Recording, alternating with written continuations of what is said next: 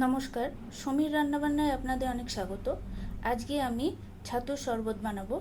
তার জন্যে আমি যে জিনিসটা স্পেশাল যে জিনিসটা বলেছিলাম সেটা আমি এখানে নিয়ে নিয়েছি।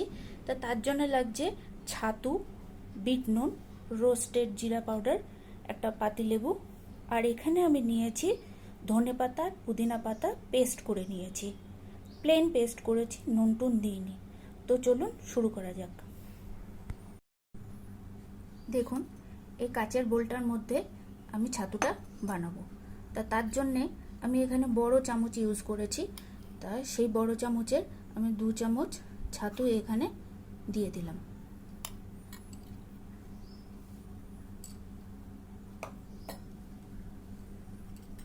আর এখানে ছোট চামচ ইউজ করেছি, তাই এখানে 1 চামচের একটু কম আমি বিট নুন দেবো।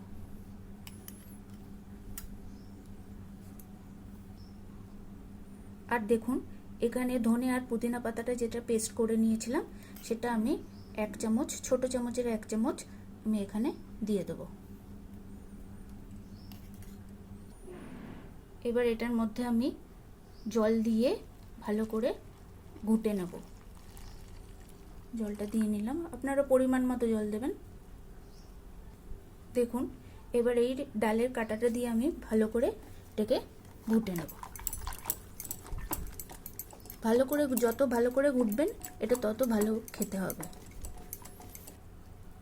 এর মধ্যে আমি হাফ লেবু চিপে দেব। লেবুটাও আপনারা টক, নুন আপনারা নিজেদের মতো নেবেন। এটা চিপে নিয়ে আমি আরেকবার ভালো করে ঘেটে নিয়ে এটাকে আমি সার্ভ করে দেবো।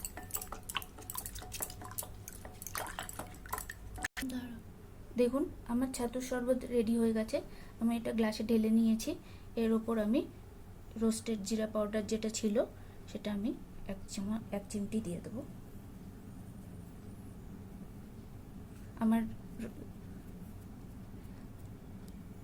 দেখুন, আমার ছাতুর শরবত রেডি হয়ে গেছে। আমি এটা গ্লাসে ঢেলে পরিবেশন করে দিয়েছি।